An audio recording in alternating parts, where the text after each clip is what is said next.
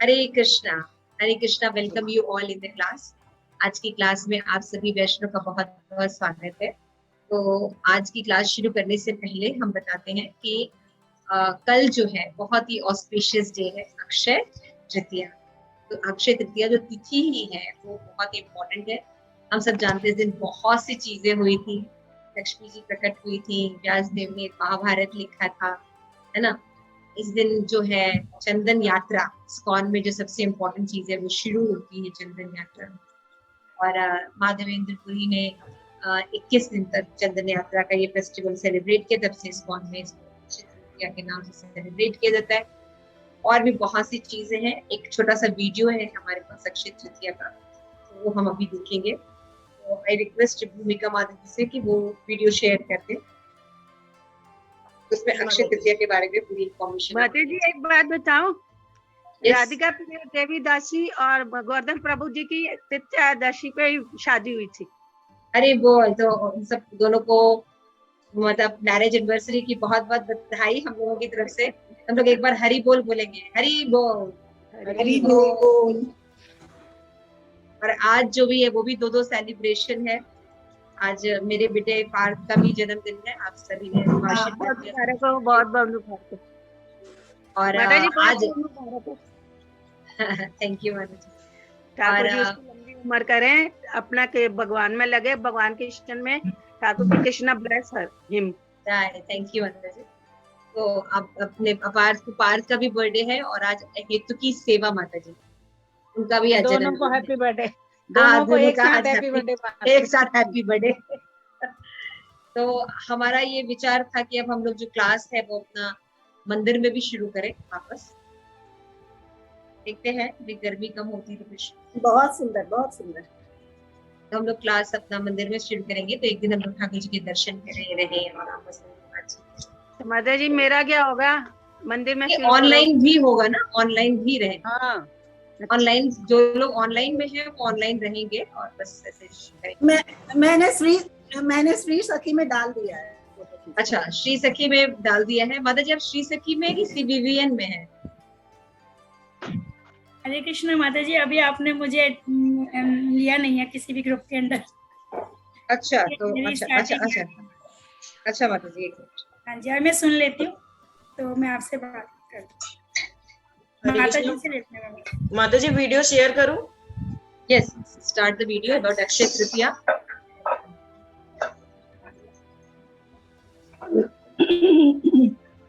हरे कृष्णा माता जी। हरे कृष्णा। पार्थ के जन्मदिन की बधाई हो आपको। हाँ, थैंक यू। थैंक यू माता जी। आज हेतु की सेविका माता जी का भी बर्थडे है। हाँ जी, उनका भी मैंने अभी देखा, उनका भी बर्थडे है। माधुरी सेविका माता जी, माधुरी प्रेम माता जी, आपको देखिए मैंने भेजा है, आपको मिला PDF फोन पर आपको? ये भूमिका एनी प्रॉब्लम बेटा? नो नो नो माता जी। तो अक्षय तृतीया जो है बहुत ही ऑस्पिशियस डे है। तो आइए देखते हैं अक्षय तृतीया। देख रही है? हाँ, स्क्रीन आ रही है।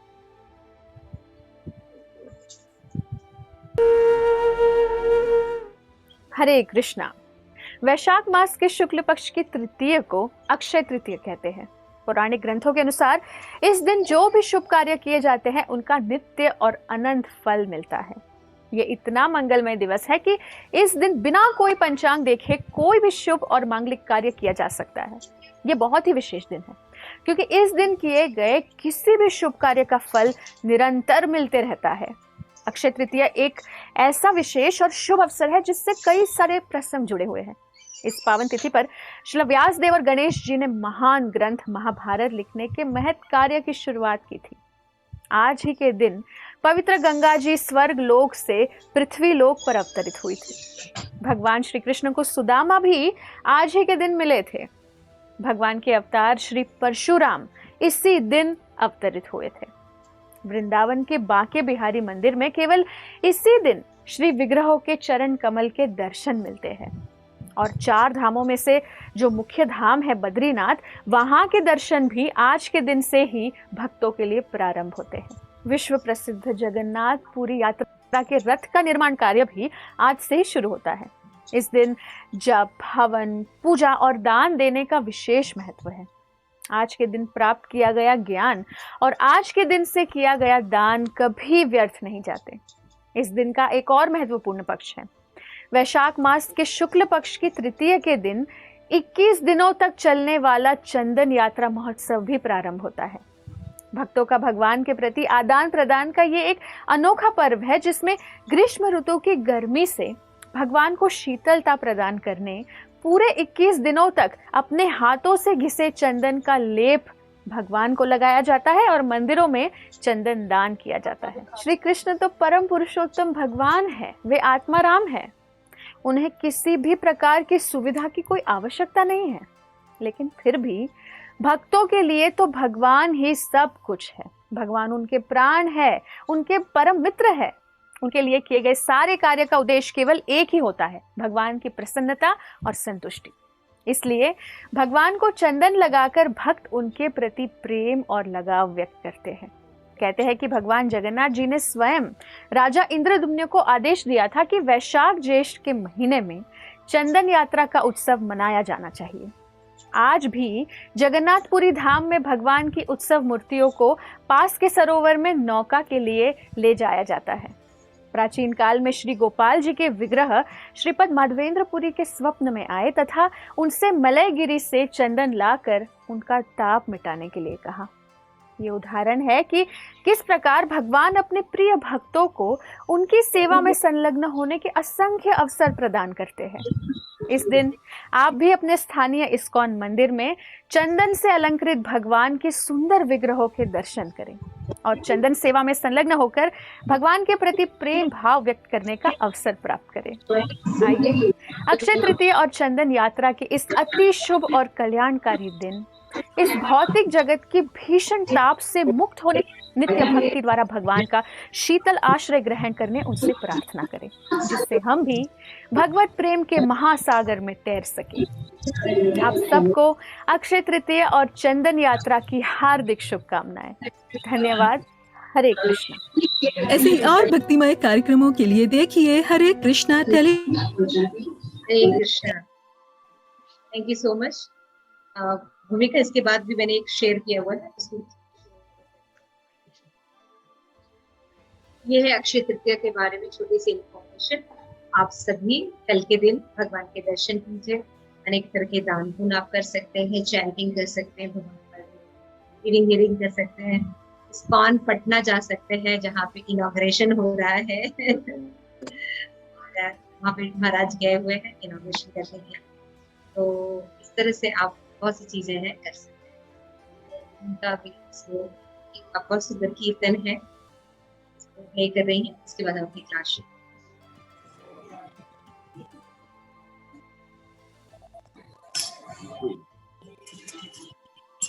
हरे कृष्ण माता जी, शेयर कर रही हूँ।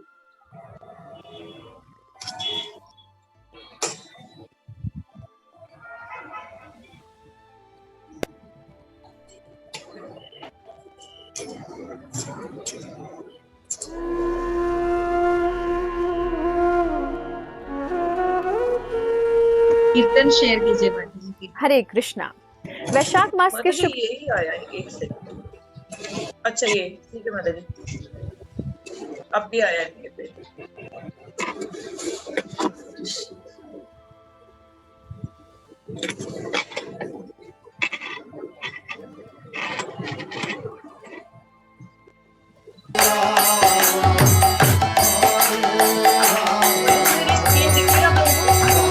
Yes, yes.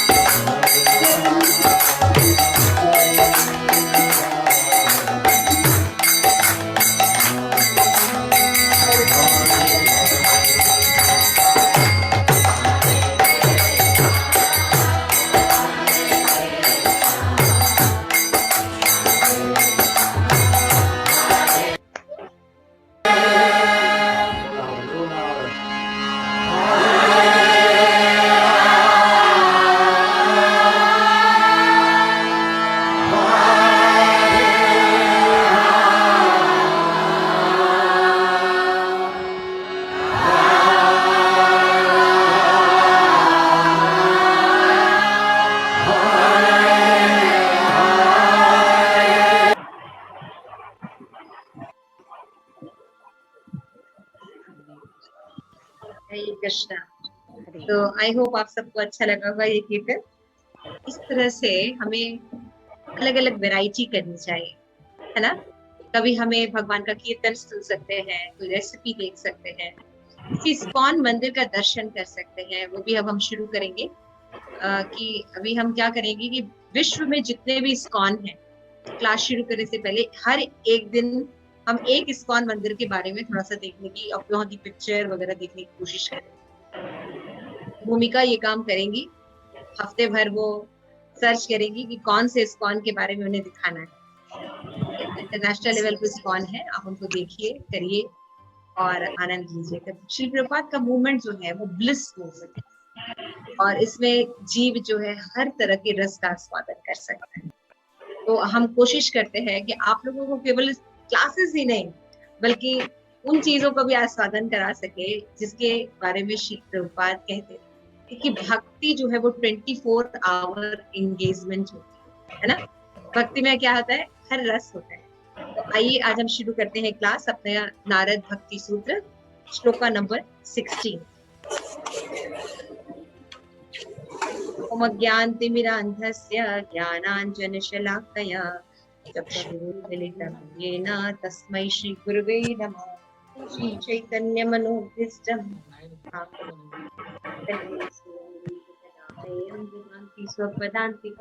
हरे कृष्णा कृष्णा कृष्णा हरे हरे, हरे राम राम राम हरे हरे। श्री प्रभुपाद की जय। आप सभी गौर भक्त वृंद की जय। गौर प्रेमानंदे हरे। तो यहाँ पे नारद मुनि जो है वो भक्ति की परिभाषा बता रहे हैं। तो पहले जो 15 श्लोक में उन्होंने बताया था कि विभिन्न प्रमाणिक मतों के अनुसार भक्ति में सेवा के लक्षणों का वर्णन किया जाए। तब वो लक्षण क्या है?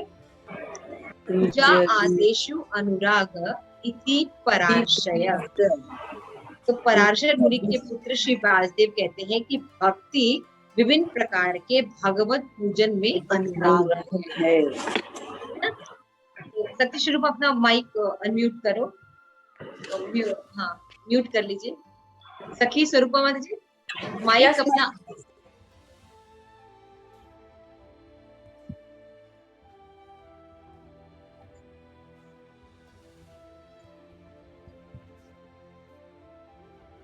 हरे कृष्ण माता जी, 1 मिनट में करती हूँ।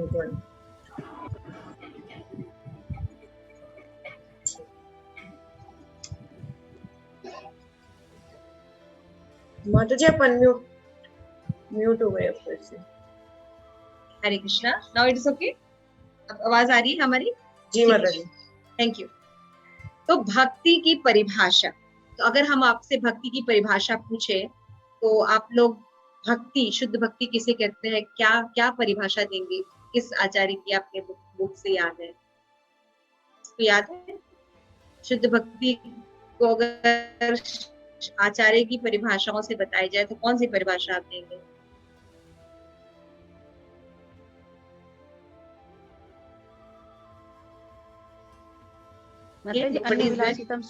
यस, नंदीमुखी माता जी, वेरी राइट। अन्य अभिलाषिता शून्य ज्ञान कर्म आदि अनावृतम अनुकूलेन कृष्णानुशीलनम भक्ति। ये हमने पिछले श्लोका में पढ़ा भी था कि भगवान की अनुकूल सेवा करना और प्रतिकूल को छोड़ देना और ये विश्वास होना कि भगवान छोड़ देंगे, मतलब हमेशा रक्षा करेंगे और हमारा गोप्यत्व वर्णन, जैसे गोपियों का पालन करते थे भगवान हमारा और आत्मनिक्षेप कार्पण्य षड्विधा शरणागति। शरणागति होती है और शरणागति का मतलब होता है कि शुद्ध भक्ति। लेकिन और एग्जैक्टली शुद्ध भक्ति की क्या हम डेफिनेशन दे सकते हैं? इससे शुद्ध भक्ति ही बताया क्या? तो बताएगा, रेज हैंड।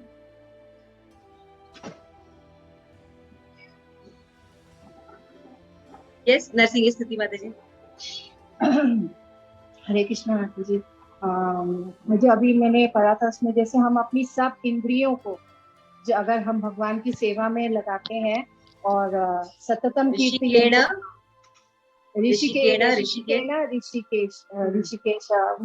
भक्ति उच्चते। क्या श्लोका है ये? कौन अब पूरा करेगा? मैंने हिंट दिया। सत्वरे निर्मलम। तत्परि निर्मलम, इधर सेकंड लाइन है, फर्स्ट लाइन क्या है? फर्स्ट लाइन विनर्मुक्ता सर्वोपाधि विनुर्मुक्तम, सर्वोपाधि सर्वोपाधि विनुर्मुक्तम ज्ञान सर्वोपाधि तत्परे निर्मलम तत्व परित्रेण, आराम से बोलो, तत्व परित्रेण निर्मलम। एंड नेक्स्ट लाइन, ऋषिकेश से ऋषिकेण ऋषिकेश भक्ति उत्तम केवलम भक्ति। ठीक है, क्या अब ये श्लोक का पूरा कौन सुनाएगा मुझे? ये मैंने सुनाया, क्या बोला? कौन सा वाला माता जी? अभी जो श्लोका मैंने बोला, सर्वोपाधि विनिर्मुक्तम सर्व उपाधिर विनिर्मुक्तम तत्व परित्रेण निर्मलम ऋषिकेण ऋषिकेश सेवनम भक्ति उत्तमा उत्तमा भक्ति। अपनी समस्त भौतिक उपाधियों से मुक्त होकर, निर्मल होकर, तत्परित्रेण निर्मल, और अपनी समस्त इंद्रियों को भगवान ऋषिकेश की सेवा में लगाना, यही शुद्ध भक्ति। ठीक है, तो और किसी को कुछ बताना है शुद्ध भक्ति की डेफिनेशन? तो लगभग ये डेफिनेशन हमें पता है। तो आज हम नारद भक्ति सूत्र से एकदम सिंपल सी डेफिनेशन है, दो शब्द, पूजा आदिशु, यानी पूजा आदि, पूजा के अलावा और भी चीजें जो है, श्रवणम कीर्तनम विष्णु स्मरण, ये सब। तो पूजा आदेशु अनुराग, अनुराग के साथ पूजा आदि भगवान की करना ही भक्ति है। किसके द्वारा? व्यासदेव के। कितनी सुंदर डेफिनेशन है, छोटी सी, अनुराग के साथ भगवान की पूजा आदि करना ही भक्ति है। कितनी सिंपल सी डेफिनेशन है, ये हम नारद भक्ति सूत्र में आज हम पढ़ते हैं। ये व्यासदेव ने ये डेफिनेशन दी। आइए इसको पढ़ते हैं, इसको स्टडी कौन करेगा? रीडिंग नंदीमुखी माता जी रीडिंग कीजिए, बढ़िया। शुरू से माता जी। हाँ, पूजा आदेशु अनुराग इति पराश्रय, अनुवाद श्रील प्रभुपाद। पराशर मुनि के पुत्र श्रील व्यासदेव कहते हैं कि भक्ति विभिन्न प्रकार के भगवत पूजन में अनुराग है। तात्पर्य, पूर्व सूत्र में नारद मुनि ने विश्वास दिलाया था कि हमें विभिन्न प्रामाणिक मतों के अनुसार भक्तिमय सेवा के कुछ लक्षण बताएंगे। श्रीमद् भागवतम में 6 स्कंद 3 अध्याय 20वां श्लोक में 12 महाजनों या कृष्ण भावना भावित प्रामाणिक आचार्यों का वर्णन हुआ है, एवं उनमें से कोई एक महाजन भक्ति के किसी विशिष्ट लक्षण पर अन्यों से अधिक बल दे सकता है। भगवान अनंत प्रकार के गुणों और लीलाओं के आधार हैं, और यह स्वाभाविक है कि भक्त गण विशिष्ट प्रकार की सेवाओं का अनुमोदन करें। फिर भी समस्त भक्तगण सिद्धांत एवं स्वीकृत निष्कर्ष पर एक मत है, भक्ति अशेष मनोधर्मी चिंतन का विषय नहीं है, जैसा कि पाश्चात्य दर्शनों में पाया जाता है। और बोलो माता जी। हाँ, पढ़िए। नारद द्वारा उद्धृत प्रथम मत श्रील व्यासदेव का है, जो नारद के अनेक महान शिष्यों में से एक हैं। नारद के श्रद्धा शिष्य होने के अलावा व्यासदेव वेदों के संग्रहकार हैं, एवं इसीलिए उनके मत नारद के मतों से विरोधी नहीं है। भक्ति के वर्णन में व्यास द्वारा प्रयुक्त शब्द पूजा या एवं अनुराग है। इसका आशय गंभीर प्रेम एवं पूर्ण आसक्ति से किया गया भगवत भजन है। अभक्तगण पूजा कर सकते हैं, किंतु वे इस बाह्य अनुष्ठान समझते हैं। उदाहरण स्वरूप मायावादी के मन में पूजा की आपराधिक धारणा होती है। वे उसे परम तत्व में मन को स्थिर करने का महान साधन मानता है, किंतु वास्तव में मायावादी के मन में जो रहता है वह है कि यह उसकी पूजा से वह ईश्वर ब्रह्म या आत्मा को एक देख पाएगा। अन्य शब्दों में वह सोचता है कि भगवान को भजने से वह भगवान बन जाएगा। मायावादी स्पष्ट रूप से तर्क देते हैं कि विग्रह पूजा करते समय व्यक्ति का सर्वप्रथम एवं सर्वप्रधान ध्यान आत्मब्रह्म पर होना चाहिए, पर नहीं, यह पूजा का श्रद्धाहीन तथा कपटी रूप है। मायावादी विग्रह को फल या फूल भी अर्पित कर सकता है, किंतु उसका आग्रह भगवत प्रेम पाने का नहीं है, अपितु परम तत्व से पूर्ण एकता प्राप्त करने का होता है, जिसे वह सोचता है कि वह भक्तों की गतिविधियों का अनुकरण करके पा लेगा। यह कृष्ण भगवत गीता में घोषित करते हैं, 4 अध्याय का 11वां श्लोक, ये यथा मां प्रबदन्ते तास्तिन्ते भजम याम। जो जिस प्रकार मेरे पास आता है मैं उसे उसी प्रकार पुरस्कृत करता हूँ।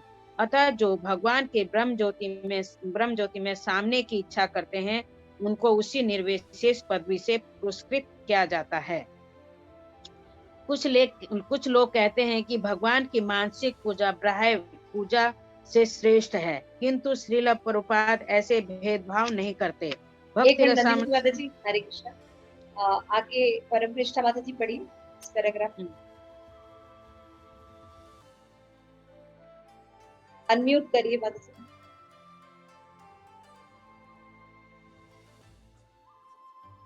कुछ लोग कहते हैं कि भगवान की मानसिक पूजा बाह्य पूजा से श्रेष्ठ है, किंतु श्रील प्रभुपाद ऐसे भेदभाव नहीं करते थे। भक्ति रसामृत सिंधु में हम दक्षिण भारत के एक ब्राह्मण के बारे में पढ़ते हैं जिसने अपने मन में विग्रह का पूजन किया था। ब्राह्मण निर्धन था एवं पूजा की सामग्री नहीं जुटा सकता था, किंतु अपनी मानसिक पूजा में उसने कल्पना की कि वह सोने चांदी के बर्तन ला रहा है, उन्हें जल से भर रहा है एवं बहुत ऐश्वर्यपूर्ण विग्रह पूजा कर रहा है। भगवान चैतन्य महाप्रभु के एक अंतरंग भक्त नरसिंहानंद ब्रह्मचारी ने भी मानसिक पूजन किया था। एक बार उन्होंने मन में फूलों तथा रत्नों द्वारा एक पथ को सजाया, इस अपेक्षा में कि भगवान चैतन्य महाप्रभु वहां चलेंगे। अतः भगवान की मानसिक पूजा निसंदेह प्रामाणिक है, किंतु जबकि भक्तगण काल एवं परिस्थितियों के अनुसार मानसिक पूजा कर सकते हैं, जब अवसर आता है तो वे मंदिर अर्चन हेतु निर्धारित दीप धूप आदि अर्पण करने से भी नहीं चूकते। मानसिक या बाह्य किसी भी रूप में भगवान के आध्यात्मिक रूप का ही सतत पूजन करते हैं। थैंक यू माता जी। नरसिंह स्तुति माता जी, इसके आगे पढ़िए।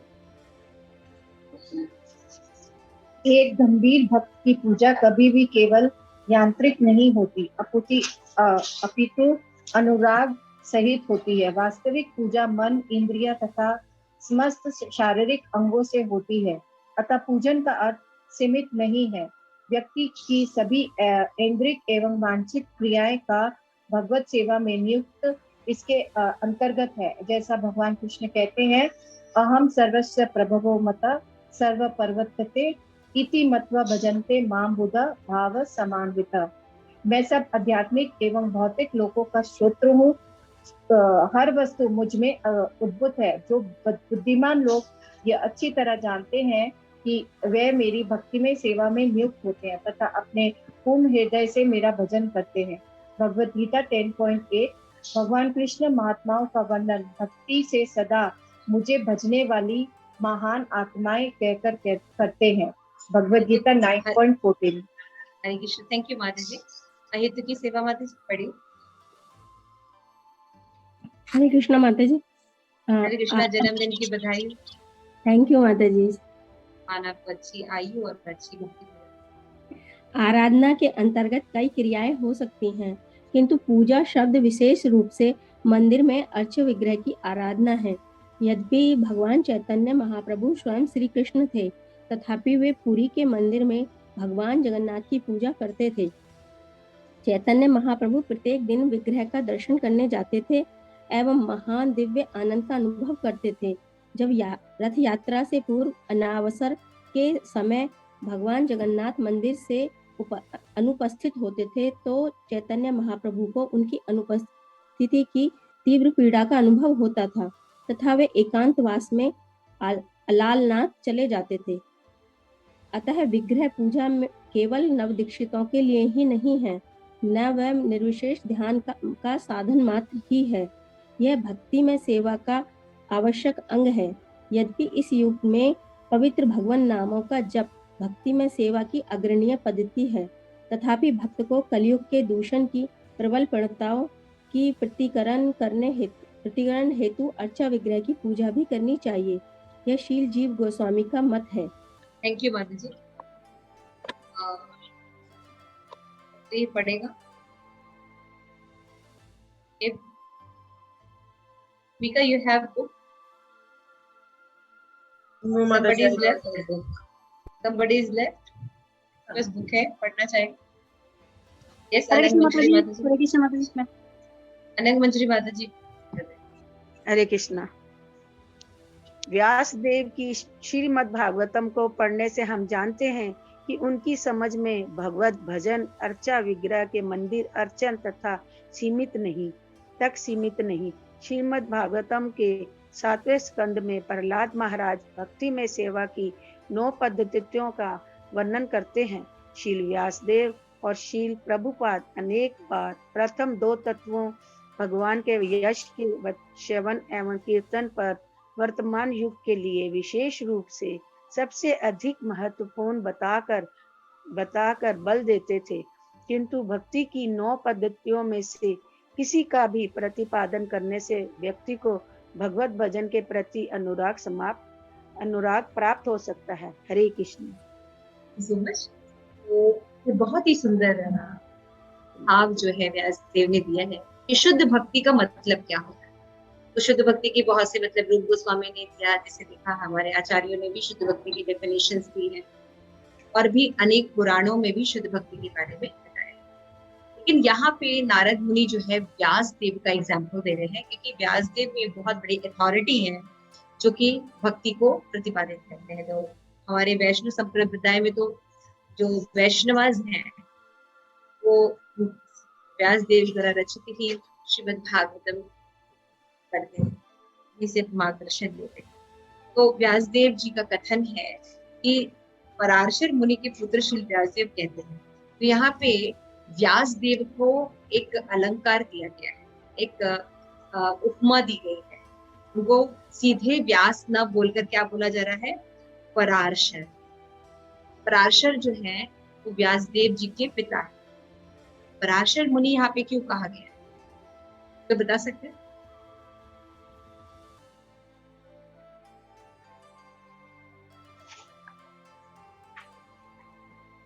व्यासदेव के कई नाम हैं, लेकिन यहाँ पे पराशर वर्ड यूज किया गया है क्योंकि यहाँ पे नारद मुनि ये बताना चाहते हैं कि जो पराशर मुनि थे वो बहुत विद्वान थे और वो त्रिकालदर्शी थे और उन्होंने सारे वेद और पुराण की जो ज्ञान है वो व्यासदेव को प्रदान किया था।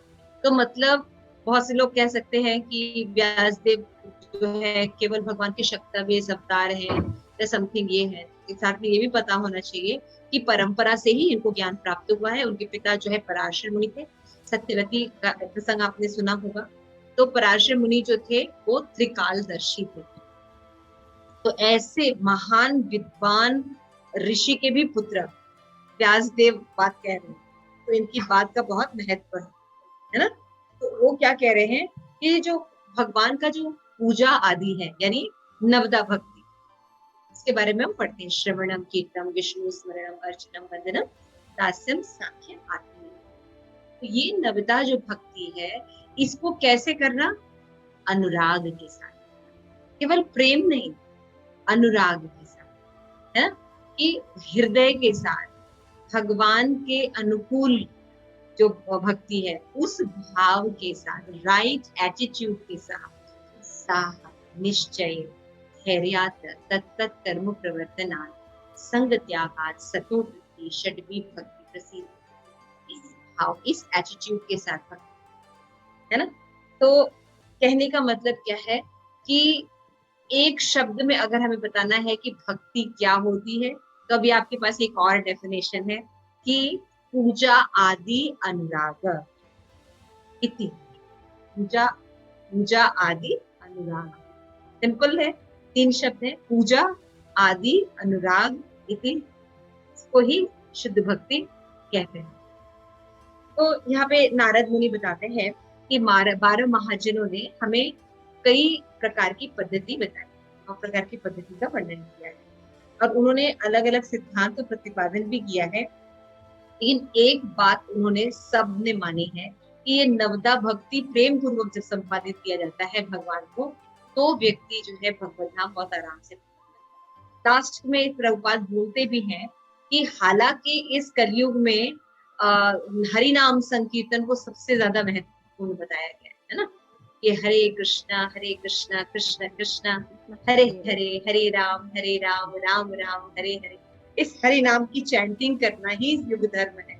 लेकिन इस चैंटिंग को और अच्छे ढंग से, जैसे आज गुरु महाराज अपनी क्लास में बता रहे थे, गुड चैंटिंग है ना। तो गुड चैंटिंग का मतलब होता है अपराध रहित, प्रेम पूर्वक, ध्यान पूर्वक नाम जब करते हैं, इससे बहुत सी चीजें मेंशन हो सकती है। सबको जो है ध्यान रखते हुए चैंटिंग करना है ना। तो ये कैसे होती है, जब हम बाकी विधियों का भी साथ लेते हैं, जैसे श्रवण, कीर्तन, विष्णु स्मरण, अर्चनम, वंदनम, दास्यम, साख्य, आत्मनिवेदन। इसमें से 5 जो है वो अगर हम करें तो ज्यादा अच्छे से भक्ति कर पाए। जैसे अर्चा विग्रह की सेवा करना, भक्तों का संग करना, नाम जप करना, है ना। तो नाम जप मुख्य है, लेकिन जब हम ये सब धाम वास करना, श्रीमद् भागवतम का रेगुलर निरंतर पठन करना, ये सब क्या है, ये हमारी जो हरि नाम है इसको अच्छा करने के लिए, शुद्ध करने के लिए या सही ढंग से लेने के लिए प्रेरित करता है, प्रोत्साहित करता है। इसलिए केवल हरि नाम से हमारा उद्धार नहीं होगा, है ना, क्योंकि मन इतना हमारा ठीक नहीं है। तो बाकी विधि भी करनी चाहिए, यानी अर्चा विग्रह की सेवा करना, है ना, भागवत पढ़ना, धाम जाना, ये सब भी करना चाहिए। तो नारद द्वारा उद्धृत प्रथम मत श्री व्यासदेव का है कि नारद के अनेक महान शिष्य, नारद मुनि ने बहुत से लोगों को शिष्य बनाया, इसमें व्यासदेव भी एक शिष्य है। भक्ति के वर्णन में व्यासदेव ने बताया है 2 शब्द, पूजा अनुराग के साथ, है ना। एक होता है राग, एक होता है अनुराग। अनु माने पीछे पीछे चलने वाले, किसके पीछे चलने वाले, यहाँ पे राग के पीछे चलने वाले। तद राग जनानुगामी, दशामृत में बताया कि हमें धामवास करना चाहिए, लेकिन ऐसे लोगों के संग में रह के धामवास करना चाहिए जो ब्रज में बहुत ज्यादा प्रीति रखते हैं, है ना, राग रखते हैं।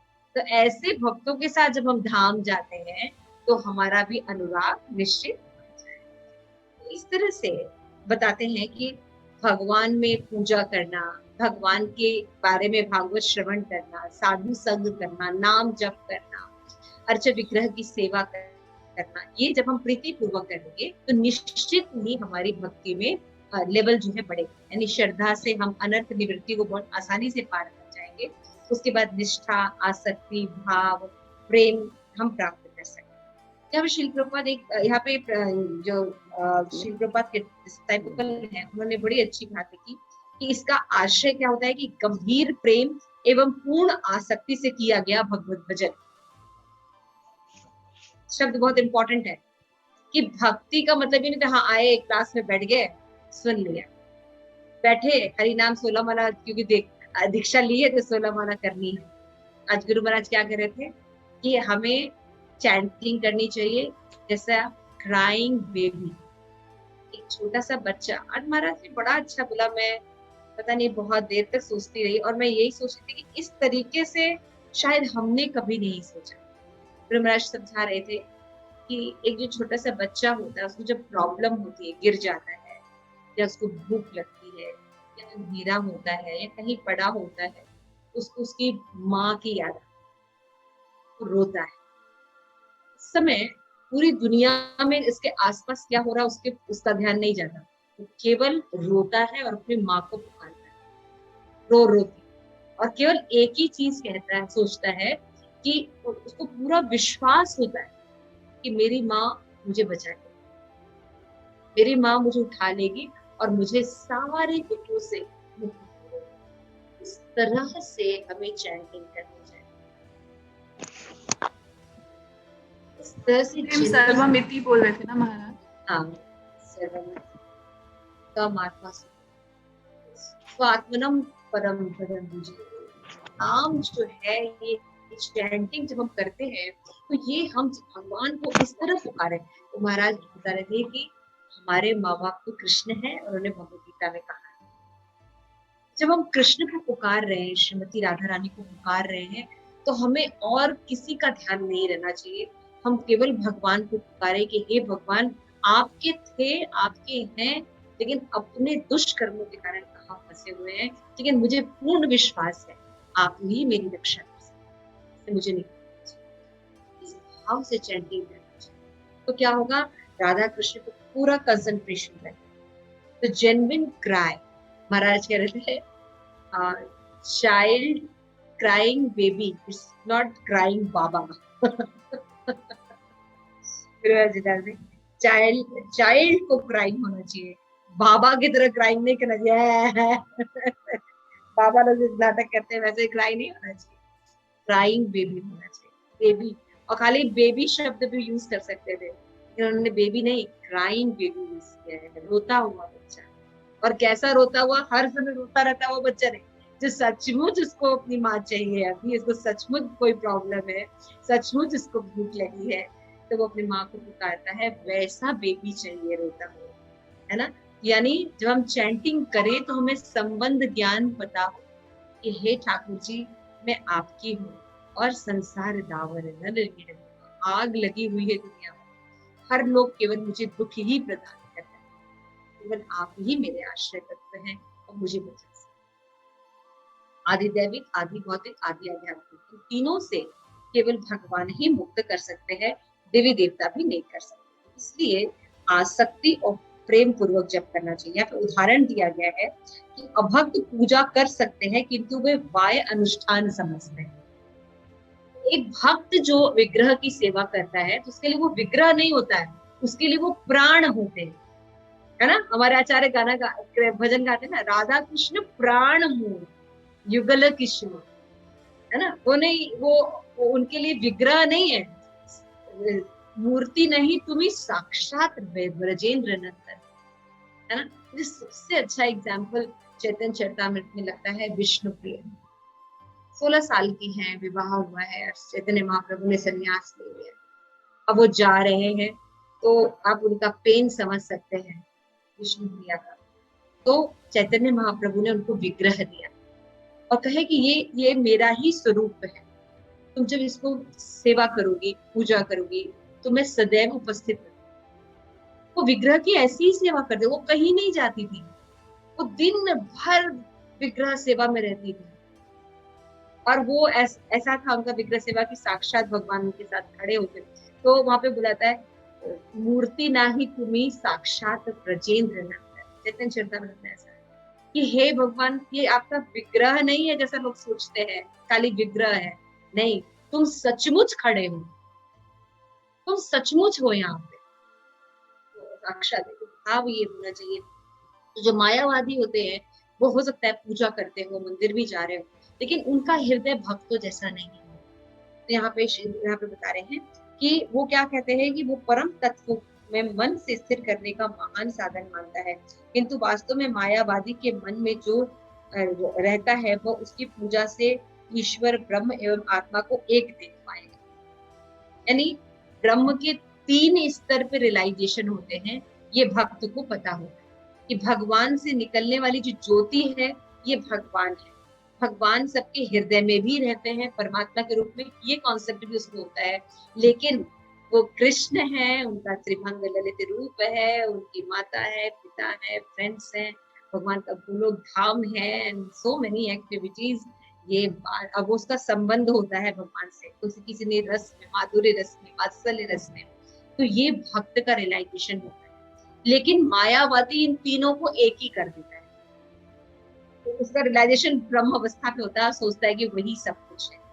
तो ये सब जो है इसके कारण अपूर्णता रहती है मायावादियों की पूजा करने में, और भक्त की जो प्रेममयी सेवा होती है ज्ञान के आधार पर, शास्त्र के आधार पर उनकी पूजा होती है, उनके ज्ञान चक्षु के आधार पर, वो कोई मानसिक कल्पना नहीं करते। और भक्त जब ये कहते हैं कि भगवान की मानसिक पूजा हो सकती है, उसका ये मतलब नहीं था कि हम अपने मन से कुछ भी पूजा कर रहे हैं। आज क्रिसमस है तो कृष्णा को क्रिसमस के ड्रेस पहना देते हैं, हम कभी कुछ बना देते हैं, कभी कुछ भगवान को बना देते हैं। भगवान को ऐसे खिलवाड़ नहीं करना चाहिए। भगवान को चाय पार्टी कराते हैं, क्योंकि आप देखिए भगवान के साथ बहुत कुछ करते हैं, ऐसे नहीं करना चाहिए। भक्त जो है वो भगवान की पूजा शास्त्र में अनुमोदन के अनुसार करते हैं। यहाँ पे देखिए एक बात लिखा है कि विग्रह पूजा तो करते हैं, व्यक्ति को सर्वोत्तम एवं सर्वमान प्राधान्य आत्म ब्रह्म पर होना चाहिए। ये पूजा का श्रद्धाहीन और कपटी रूप, यानी भगवान को ब्रह्म के समान समझना और ये समझना कि जीव और भगवान में अंतर नहीं है। अभी मैं तपस्या करके थोड़ी सी क्वालिटी डेवलप कर लूंगा और मैं भी भगवान बन जाऊंगा। एक किया ये मायावादी सिद्धांत। भक्त कभी भी ये नहीं कहता कि मैं भगवान बन जाऊं, वो हमेशा ये कहता है कि भगवान मेरे सेवा हमेशा रहे, सेवक भाव हमेशा रहे, सेवक भाव उसका हमेशा रहता, क्योंकि वो जानता है कि वो सेवक है, वो सेवक ही रहेगा और भगवान सेव्य है। This concept always clear only by भक्तास। लेकिन मायावादी इसको ये सब फिलोसफी नहीं पता चलता, इसलिए वो ब्रह्म साक्षात्कार की फर्स्ट रियलाइजेशन जो भगवान का है लाइट के रूप में, उसको ही टॉप मोस्ट रियलाइजेशन मानते हैं। तो मायावादी विग्रह को फल या फूल इसलिए अर्पित नहीं, क्यों? क्योंकि लाइट को फल फूल थोड़ी चढ़ाया जाता है। अगर भगवान राधा गोविंद की फोटो हो, क्यों भूमिका, राधा गोविंद की फोटो हो तभी तो तुम फल चढ़ाती हो ना। नहीं माता जी, नहीं भी हो गया और कुछ खाना है तो अर्पित तो करके ही खाएंगे ना, ऑफर करके तो मन से अर्पित आप, मेरा कहने का मतलब है फोटो पे ही तो ऑफर करते हो ना, फोटो को ही ऑफर करते हो ना। लेकिन अगर आपका कॉन्सेप्ट हो कि भगवान लाइट है, तो लाइट को कैसे अपना बैंगन का अरे करेले का भरता खिलाओगे, भरवा करेले कैसे खिलाओगे? लाइट तो खाएगा नहीं। माता जी लोगों के लिए तो वो फोटो होती है, मेरे पास इतनी इतनी सी फोटोज है, अरे हम नॉर्मल बात कर रहे हैं, अब आपको ये नहीं पूछ रहे हैं। हाँ, वो लाइट वाला लाइट को मुझे भी अगर आपका कॉन्सेप्ट है कि भगवान एक लाइट है, तो भगवान लाइट जो है वो कैसे भगवान का भोग स्वीकार करें? क्यों नरसिंह स्तुति, लाइट भगवान का भोग स्वीकार कर पाए? नहीं माता जी। और विग्रह, विग्रह करते हैं, विग्रह तो साक्षात भगवान है, तो करेंगे ही। तो यही बात यहाँ पे कही जाए, अधूरा नॉलेज अगर धर्म में है और विग्रह का खाली ये कॉन्सेप्ट है कि भगवान एक प्रकाश है, तो वो ये सब सेवा स्वीकार नहीं करते। तो क्या करते हैं, भगवान उसकी जितना भक्ति है उसको स्वीकार करते हैं। भगवद गीता में भी भगवान कहे कि जो जिस भाव से मेरे पास आता है मैं उसको उस भाव से एक्सेप्ट, इसलिए वो ब्रह्म ज्योति की इच्छा करते हैं और उससे वो मिल जाते हैं। कुछ लोग कहते हैं कि भगवान की मानसिक पूजा बाह्य पूजा से श्रेष्ठ है। कुछ कहते हैं जैसे हम जो अर्चा विग्रह की सेवा करते हैं इससे ज्यादा श्रेष्ठ क्या है, मानसिक पूजा। लेकिन श्रील प्रभुपाद के जो है उन्होंने अपने जितने भी परपोर्ट से बताया कि दोनों का अपना अपना महत्व, दोनों का अपना अपना महत्व, और भक्त दोनों का सहारा लेता है। भक्त अपने भगवान की भी सेवा करता है, लेकिन अगर नहीं कर पाता, धाम नहीं जा पाता या अपनी कोई क्लास नहीं अटेंड कर पाता, तो मन से चला जाता है।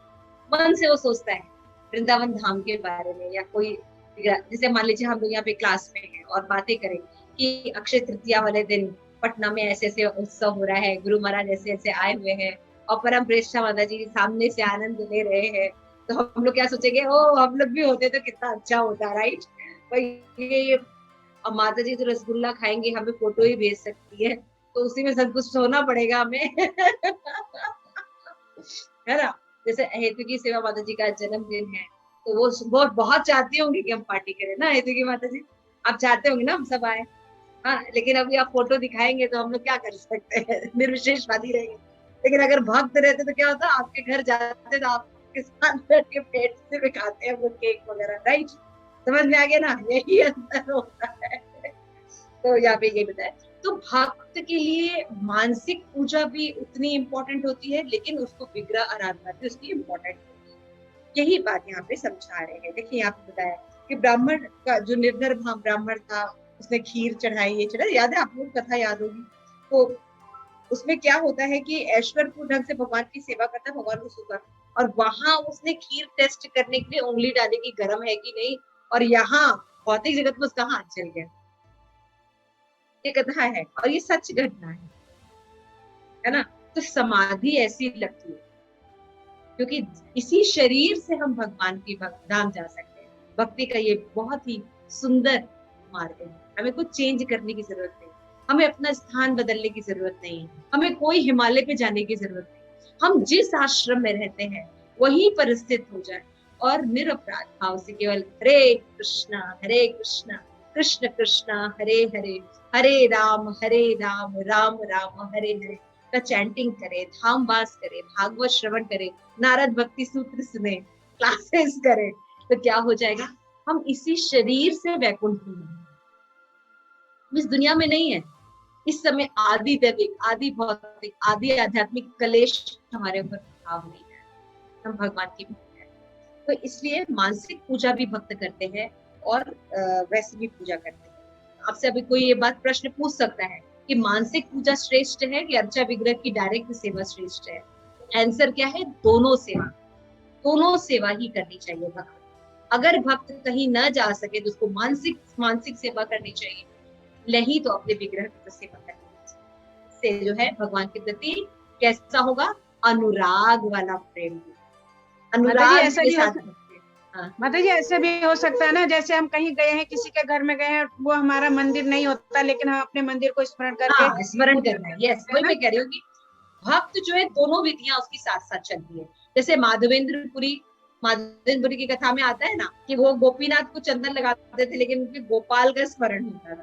तो ये कथा है ना, तो उस तरह से ऐसा नहीं है कि जब हमने, जैसे कि जब वो गोपीनाथ गए वहां पे तो उनको खीर चढ़ाई, तो उन्होंने क्या सोचा, काश मैं इसको टेस्ट कर लेता तो मैं अपने गोपाल जी के लिए भी ऐसा बनता। उन्होंने तो ये भक्तों में, मतलब मेरा कहने को मतलब यहाँ पे श्री प्रभुपाद कह रहे कि दोनों क्रियाएं भक्त करते हैं, लेकिन एक गंभीर भक्ति की पूजा कभी भी केवल यांत्रिक नहीं, खाली आई लव यू बोलता नहीं, वक्त आने पर वो प्रेम जताता भी है, वो प्रेम करता भी है, वो प्रचार करता है दुर्गम परिस्थितियों में भी, वो सब दुख सह कर भी भगवान के नीति नियम का पालन करता है। कलयुग में भी ये भगवान को प्रेम जताना होता है, तिलक लगाना, कंठी महना, ये प्रदर्शन नहीं, ये अपना प्रेम प्रकट करना है। आई लव यू ऐसा है ना।